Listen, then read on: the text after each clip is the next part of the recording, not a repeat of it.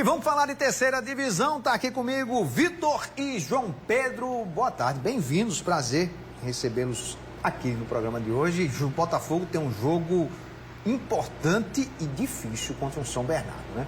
Vou começar por Vitor. Fazia tempo que não vinha aqui, rapaz. Tava com saudade. Boa tarde, Serginho. Boa tarde, João Pedro. Boa tarde para quem está acompanhando o Correio Esportes nessa sexta-feira. Jogo difícil, pedreiro aí para a equipe do Botafogo. Vai enfrentar uma equipe que fez uma ótima campanha no Campeonato Paulista, mas que vem oscilando, né, Serginho? Sim. Ao longo das últimas rodadas. Todas as equipes vão oscilar. O Botafogo mesmo passou aí 3 rodadas sem vencer, né? Voltou a vencer na última segunda-feira com uma vitória para lá de expressiva contra o Paysandu. Uma vitória que certamente vai ser um combustível e tanto aí para a equipe amanhã, Serginho. Porque se o Botafogo nos últimos anos vinha sofrendo viradas, tomando gols nos acréscimos, na segunda-feira o roteiro foi totalmente diferente e certamente deu aí um tom totalmente avesso, né? De forma positiva, claro, para a sequência do Botafogo na Série C do Campeonato Brasileiro, já que voltou para o G8. Voltou para o G8 não, na verdade se manteve no G8, mas está ali na 4ª posição, né? Começou a rodada já na 7ª, a última rodada, terminou na 4ª posição e sem dúvida alguma o torcedor está muito mais otimista aí para essa sequência, pela forma como venceu a equipe do Paysandu e amanhã contra o São Bernardo, o Botafogo certamente vai, digamos, com uma injeção de ânimo muito maior. Eu imagino. Boa tarde, João Pedro. Boa tarde, Serginho. Boa tarde, Vitor. Boa tarde para todo mundo ligado aqui no Correio Esporte. Pois é, acho que não tem momento melhor para o Botafogo enfrentar o São Bernardo, né? Se a gente pega um recorte aí dos 4 primeiros colocados, o Botafogo é o 4º. O Botafogo já jogou contra o primeiro colocado, Amazonas, e empatou fora de casa. Contra o segundo, o Operário, o Botafogo venceu na abertura do campeonato. Então agora enfrenta o terceiro no melhor cenário possível, porque, como o Vitor disse, o São Bernardo vem numa oscilação que é comum para esse campeonato. A gente até esperava que o São Bernardo fosse fugir um pouquinho disso, como foi o Mirassol na última temporada. Verdade. Mas mostrou que não, que apesar do investimento, de estar ali no centro paulista, que tem muito dinheiro, está sentindo na pele o que é uma Série C, né? O Botafogo também sentiu, mas chega depois de um momento, acho que aquela junção ali de torcida, elenco, comissão, tudo mostra que de fato o Botafogo vive um momento diferente. Um momento em que essa história de levar gol nos acréscimos parece que ficou para trás. Agora é fazer mesmo. Vamos ver, né? A gente sempre fala. Até agora não tomou, né, com o Surian. Pois é, e eu acho que o Surian seria injustamente criticado se não vencesse. Por quê? Porque o time mostra que sabe o caminho que tem que seguir. E assim, viriam as críticas se ele não vencesse, porque seria um recorte de vários jogos sem vitória, principalmente dentro de casa. Mas o time sabe o caminho que tem que seguir, vem mostrando isso e acha nesse caminho um São Bernardo aí oscilante. Tem tudo para fazer um bom jogo. Vale ressaltar que o Bruno Mota viajou, né? Isso. O meia, que pode ser usado como atacante, já que o Botafogo ainda não tem um centroavante, de fato, que é o que deseja. O próprio Surian falou, né, no pós-jogo contra o Paysandu, que ainda procura esse cara. Então, um empate já é um bom resultado, tá? Mas eu não me surpreenderia se o Botafogo trouxesse os 3 pontos na bagagem. Numa Série C que está muito equilibrada, né, Vitor, esse ano? Demais. Eu não me lembro, assim, dos últimos 10 anos, tá desse jeito, não. É verdade, Serginho, eu concordo com você. E geralmente, né, a Série C já se caracteriza por ser uma gangorra muito grande, né? Tá todo mundo ali embolado. Só para acrescentar a informação do São Bernardo, que o João Pedro citou o Mirassol. Ano passado o Mirassol se reforçou bastante com muitos jogadores bons, né, ao longo do campeonato.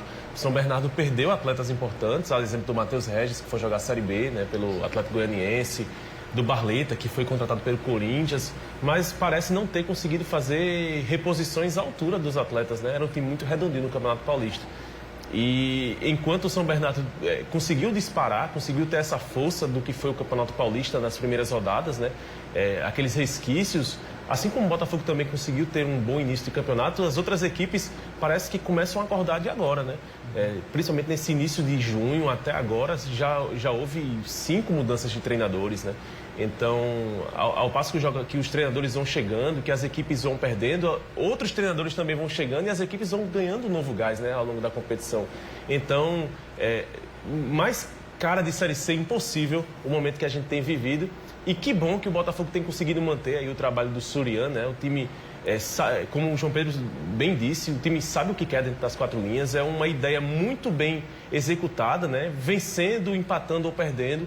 A gente sabe que o Botafogo, a gente consegue identificar uma identidade do Botafogo ao longo dos 90 minutos. E eu acho que isso, em algum momento, pode falar mais alto aí para o Belo, pelo menos nessa primeira fase, uma equipe aí que parece se encaminhar, né? Principalmente porque depois do São Bernardo, Serginho, o Botafogo tem mais 2 jogos em casa, né? Contra Brusque e contra Aparecidense. São 2 equipes que estão ali do meio de tabela para baixo, né? O Brusque não sabe se vai ou se fica. Ou se fica, né? E a Aparecidense já sabe que fica lá embaixo. Já tá ficando. Eu vou começar a falar sobre isso, né, João? Porque você pontuou essa questão do Botafogo, de repente, fazer 1 ponto ou até 3 fora, e tem 2 jogos no Almeidão.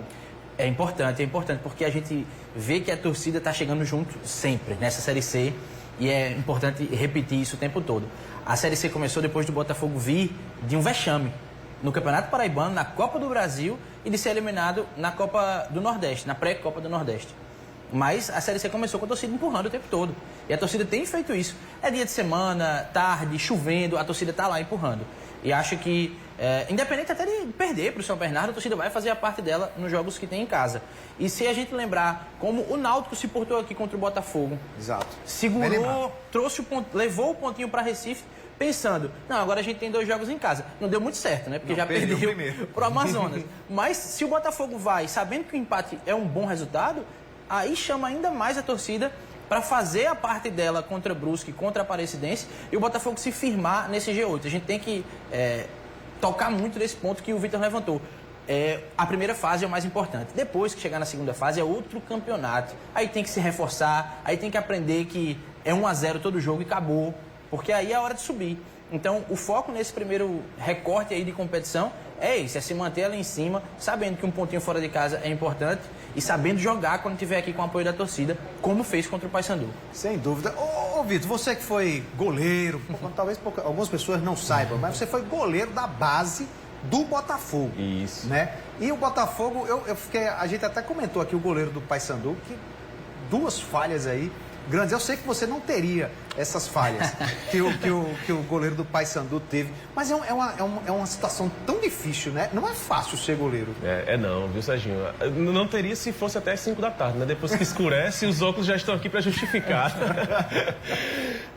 Foi complicado, né? A atuação do Gabriel, na minha opinião, vinha sendo o melhor jogador do Paysandu em campo, vinha fazendo defesas importantíssimas, né?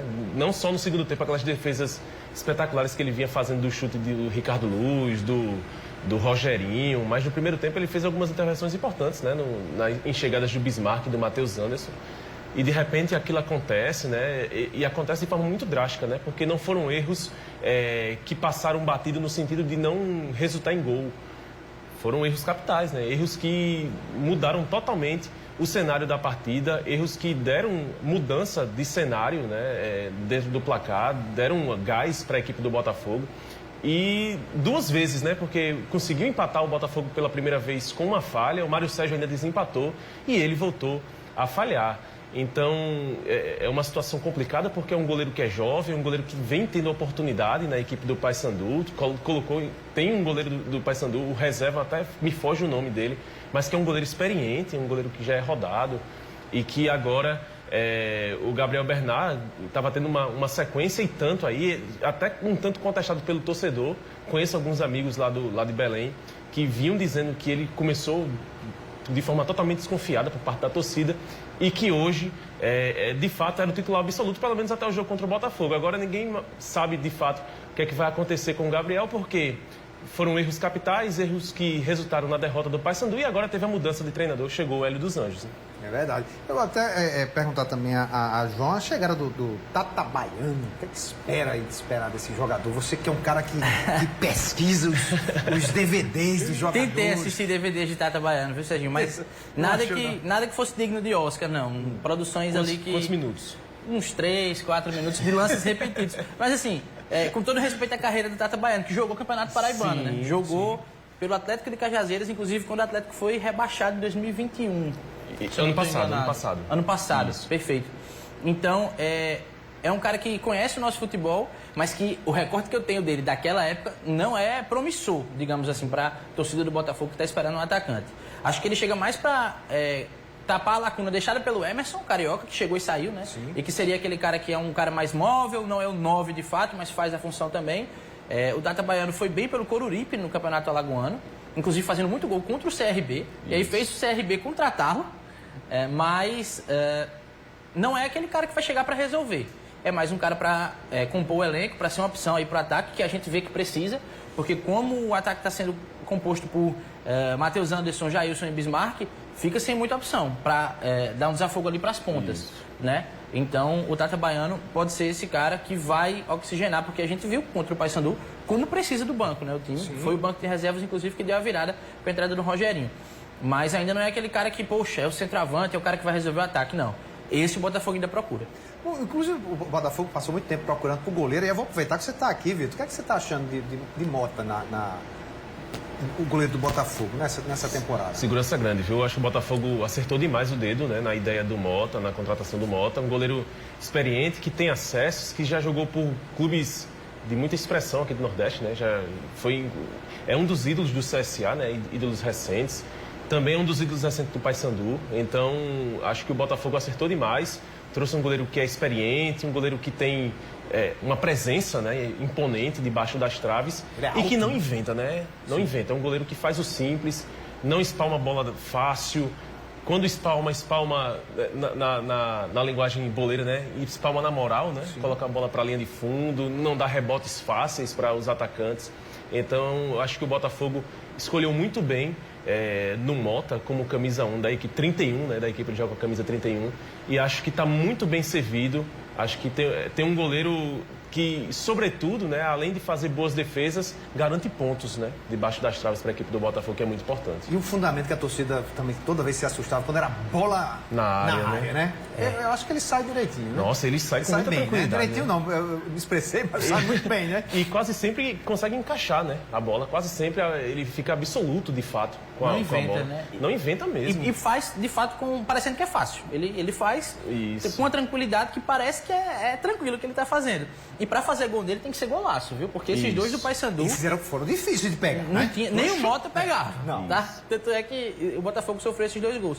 Mas concordo, assina embaixo também, o goleiro falando nessa região, eu vou discordar. Não, da base do Botafogo só vou... Faça a linha que eu assino embaixo. Mas... Prestes a assinar o contrato com o profissional do Botafogo? Não, você, jornalista. Ô, escolha boa, meu Deus. Mas, concordo, o Mota é um cara que passa muita tranquilidade também para a defesa. É importante ter um goleiro que você sabe que não vai entregar, que não vai bobear. Você, como zagueiro, e aí eu tenho lugar de fala, viu, Serginho? Defesa tem dica. Aí na zaga eu tenho lugar de fala. Quando tem um goleiro seguro ali, você se sente mais confortável para jogar com mais tranquilidade. E falando em defesa, já que você tocou, mas o Botafogo vem levando gol, hein? Todo jogo. Pois é. Isso é preocupante. Apesar de ter jogadores nas laterais, na zaga, no gol e na volância muito bons. Né? O sistema não está dando certo, mas o Wesley, por exemplo, é um dos principais jogadores do campeonato, protegendo a defesa, que tem bons nomes, laterais que jogam muito bem. O Lucas Santos, por exemplo, que eu sou fã, um grande zagueiro. E o Mota que a gente acabou de falar, né? Mas ainda assim, todo jogo está sofrendo gol. Eu concordo com você. Tem um exemplo, inclusive, contra o Náutico, né? Um recorte muito importante, porque contra o Náutico, o Botafogo, principalmente os 2 zagueiros, né? Eu os vejo com muita velocidade, né? Nos combates contra os atacantes, contra os meias, mas parecia que na força, naquele jogo, especialmente contra o Náutico, tinha alguma coisa de errado, porque principalmente o Lucas Santos, que é um jogador de muita força, não conseguiu vencer no duelo individual com o Jael, né? Contra o Paysandu, não. O Paysandu já tinha jogadores mais leves, né? Mário Sérgio, Bruno Alves. Também, no caso do Nicolás Careca, ele nem foi tão acionado. Então, acho que o Botafogo não teve lá tanto problema contra o Paysandu, que de fato chegou em 2 lances individuais muito importantes, né? Mas contra o Náutico, que pouco ofendeu, eu acho que a defesa do Botafogo foi muito pacífica, né? Muito pacífica diante do duelo individual contra o Jael. Isso pode ser um problema em tanto aí na sequência do campeonato, principalmente numa eventual fase mata-mata, porque não dá para querer subir, né? Não dá para querer ascender de divisão tomando gols em todos os jogos.